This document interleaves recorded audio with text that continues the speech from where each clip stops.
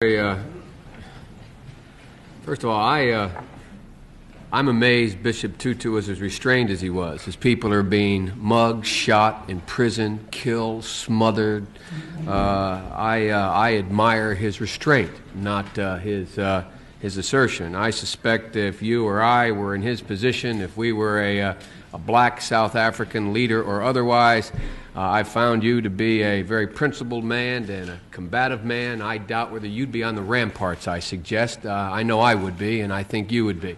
So I think he's been pretty restrained, number one. Number two, with regard to terrorism and necklaces... Well, I'd have to disagree with you, Senator. Well, I think to say that President Reagan's statement yesterday was nauseating is not anything that I could agree with under any circumstances. I'm referring, not whether you agree with it or not, the frustration that he must feel. I'm surprised he hadn't said more. Of course he feels frustration. We all feel frustration. Yeah, but his people are dying. Coming through his here. People are dying. You feel frustration. They're dying. They're being shot. Children, we're talking about necklaces. Of they're course. lining up and they're shooting children. It's a terrible situation, and what we need to be thinking about is what to do about it. it. And what disturbs me, what disturbs me, and I will try not to be disturbed, is not merely your policy. Remember, I'm a taxpayer. I remember you're a taxpayer. Just because I'm Secretary of State, you can't kick me around. I'm a taxpayer. I understand that, Mr. Chairman. I understand that. But I want to tell you something. What disturbs me more than the policy that you call a policy is the rationale for the policy. The rationale for the policy. You set out 4 principles that you adhere to, and then and I will go over them in a moment. Then you say on page 14, we must not become part of South Africa's problem. We must remain part of their solution. We must not aim to impose ourselves, our solutions, our favorites in South Africa. Damn it, we have favorites in South Africa. The favorites in South Africa are the people who are being repressed by that ugly white regime. We have favorites. Our loyalty is not to South Africa, it's to South Africans. And the South Africans are majority black, and they are being excoriated.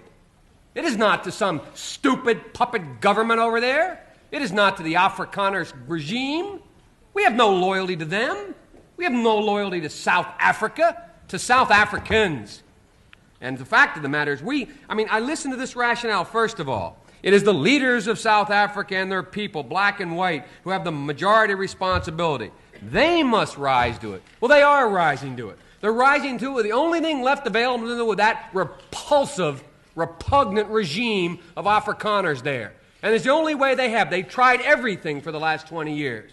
They begged, they borrowed, they crawled, and now they're taking up arms. The second thing, progress toward peace requires a timetable. Timetable, elimination of apartheid. What's our timetable? What are we saying to that repugnant regime? Are we saying you've got 20 days, 20 months, 20 years? We ask them to put up a timetable. What's our timetable? Where do we stand morally? Thirdly, black South Africans, the choices before black South Africans are equally clear. We call on them to avoid easy descent into violence, terrorism, and extremism. To demonstrate by their action they understand the need for compromise. Hell, they've tried to compromise for 20 years. They've tried everything in their power. And look what's happened to them. They're being crushed. And then you say, the fourth principle is that our policies and those of our allies ensure that we expand political liberties in the post-apartheid South Africa. Mr. Secretary, maybe it's because I come from the civil rights movement in this country. We sat there and we heard the same kind of arguments, the same exact arguments. We cannot impose from the North a solution on the South. They must work out their problems black and white together. We cannot, as a nation, expose them to the economic ravages that will come. We must consider what will happen after segregation before we eliminate segregation. My Lord. And finally, that is not an accurate Let me read it. Because we don't say we have to consider what happens after the end of apartheid before we end it. We have said again and again and again that it's an abhorrent system, and I can be just as emotional as you can about that, and it needs to end. You state 4 principles. I assume they're equally important. You say, fourth, our policy and those of our allies should ensure and expand the political liberties in the post-apartheid South Africa are accomplished by an expansion of economic opportunities. My God, worry about that when it comes. These people are being crushed. And we're sitting here with the same kind of rhetoric. The same thing we heard. We heard, go slow. We heard, we have to take care of the problem afterwards. We heard, we can't impose. You are totally misconstruing the testimony that I gave. Read first. Furthermore, Senator, let me say that I hate to hear a senator of the United States calling for violence. I'm not calling for violence. That's what you're doing. I hate to hear exactly what you're doing. I hate to hear an administration and a Secretary of State refusing to act on a morally abhorrent point. I hate to hear this country. I'm ashamed that this country puts out a policy like this that says nothing. Nothing.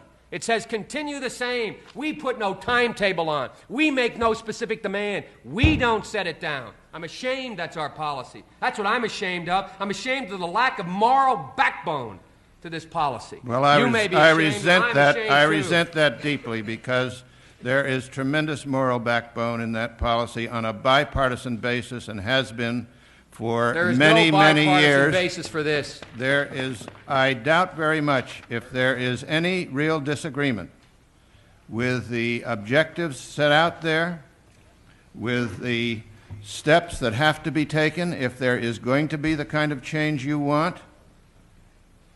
There is no other way but to get those things to happen. The only way. Now the question is, what can we do that will get those things to happen? And I think that I outlined the course that is there and also have tried to point up to you and to the South African government the terrible situation they're creating for themselves. Obviously, the action has caused violence, or at least has not stopped the violence. There is violence, overwhelming violence in South Africa today. If you want to avoid more, the former Prime Minister of Australia is correct. Let the South African blacks know that we stand with them four square. We do.